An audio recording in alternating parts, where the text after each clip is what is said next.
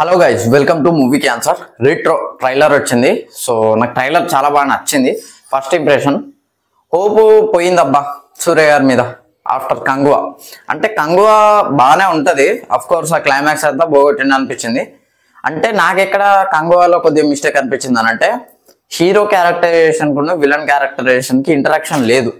ఎప్పుడో కొత్త కలుసుకుంటారు అంతే. ఇక ఫేస్ ఆఫ్ అంటే క్లైమాక్స్లో ఉంటుంది తప్పించి మధ్యలో ఎక్కడ కలిసి ఉండదు. చూడండి మూవీ సరిగ్గా.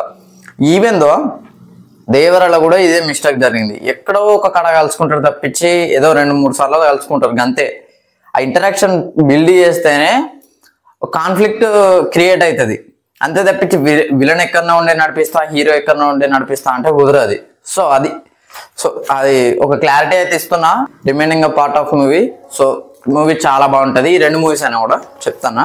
సో క్యాస్టింగ్ చూసుకున్నట్లయితే సూర్య గారు, పూజా హెగ్డే గారు. పూజా హెగ్డే గారికి ఛాన్సులు వస్తలేవు అని చెప్పేసి చాలా మంది అన్నాను. రీసెంట్గా కూలీలో కూడా ఆమె ఐటమ్ సాంగ్ చేస్తుంది. ఈ మూవీలో అయితే హీరోయిన్ గా కనబడబోతుంది. సో దీని లుక్ చూసుకుంటే నాకు ఒకటి గుర్తుకొచ్చింది అబ్బా, గద్దలకొండ గణేష్ సినిమా చూడండి మీరు. సో ఆ సినిమాలో పూజా హెగ్డే లుక్, అవుట్ఫిట్ మొత్తం ఇలానే ఉంటుంది, చీర కట్టుకొని. సో అది పక్కకు పెడితే డైరెక్టర్ కార్తిక్ సుబ్రాజ్ కొద్దిగా అయితే నాకు నమ్మకం ఉంది. గేమ్ చేంజర్ స్టోరీ రాసి ఇచ్చారట.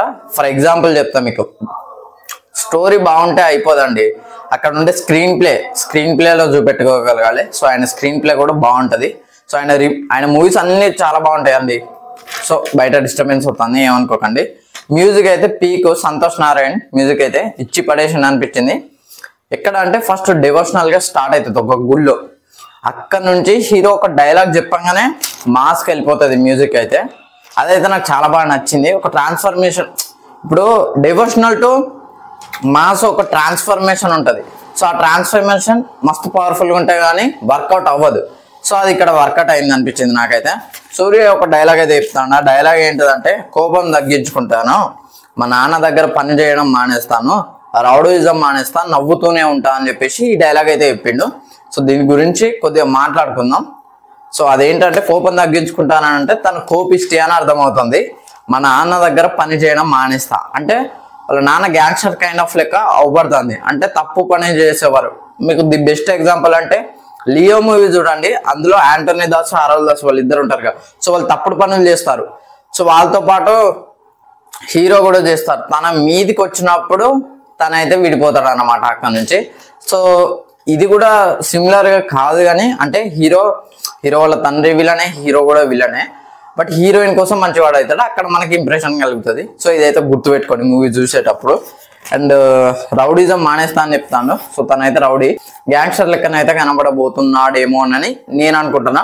లుక్ మాత్రం సూర్య గారి లుక్లో అయితే నాకైతే ఒక్కొక్క లుక్, ఎక్కడ రోలెక్స్, ఎక్కడి ఇది రెట్రో లుక్ అండ్ చాలా లుక్స్ అండి. రీసెంట్ గా కంగువా లుక్ తనను తాను మార్చుకుంటాడు కొత్తగా. అరే సూర్యనేనా అని చెప్పేసి గుర్తుపట్టలేము. తను మీసాలు లేకుండా ఉండనైనా, బియర్డ్ అయినా కూడా నాకు చాలా బాగా నచ్చుతుంది. ఇక్కడ సూర్య గారిని అసలు అప్రిషియేట్ చేయొచ్చు. నిజంగా ఆయనకి ఎంత చెప్పినా ఆయన డెడికేషన్కి అయితే తక్కువనే. సో నవ్వుతూనే ఉంటా అని చెప్తున్నాడు. సో తన కోసం ఏదన్నా చేయడానికి రెడీగా ఉంటున్నాను అర్థమవుతుంది. ఇప్పుడు పెళ్లి చేసుకుంటావా అని అడుగుతాడు. సో అక్కడ ఏంటిది అని అంటే, ఇంకొకటి నవ్వుతూనే ఉంటా అని అన్నోడితోటి విలన్స్ నవ్వుతారు. మేబీ ఈ మ్యాటర్ విలన్స్కి చెప్పొచ్చు, నేను ఈ పనులన్నీ మానేస్తున్నా అని చెప్పేసి చెప్పుడుతోటే విలన్స్ అందరు నవ్వుతుండొచ్చు. ఆ తర్వాత దీనికి రీజన్, వీడి పనులు మానేయడానికి రీజన్ ఎవరు అని అనుకుంటే పూజా హెగ్డే కావచ్చు. సో పూజా హెగ్డేని చంపేసి ఉండొచ్చు. తర్వాత హీరో రివెంజ్ తీసుకునే ఛాన్స్ అయితే ఉన్నది. మ్యాక్సిమం స్టోరీ అయితే ఈ లైన్లో ఉంటే రొటీన్ అవుతుంది. కొద్దిగా కొత్త ప్రజెంట్ చేస్తారని నాకైతే నమ్మకం ఉన్నది. ఎందుకంటే కార్తిక్ సుబ్బరాజ్ గారు కాబట్టి. ముఖ్యంగా లవ్ బీజియం కూడా నాకు చాలా బాగా నచ్చింది. సో ఓవరాల్గా ఇది ఒక లవ్ స్టోరీ మధ్యలో గ్యాంగ్స్టర్, అది ఎలా చూపిస్తారో నేనైతే ఈగర్గా వెయిట్ చేస్తాను. సో ఇది ఫ్రెండ్స్ ఓవరాల్గా రెట్రో టీజర్ రివ్యూ. వీడియో నచ్చితే లైక్ చేయండి, షేర్ చేయండి, కామెంట్ చేయండి, ఛానల్ సబ్స్క్రైబ్ చేసుకోండి. Thanks for watching.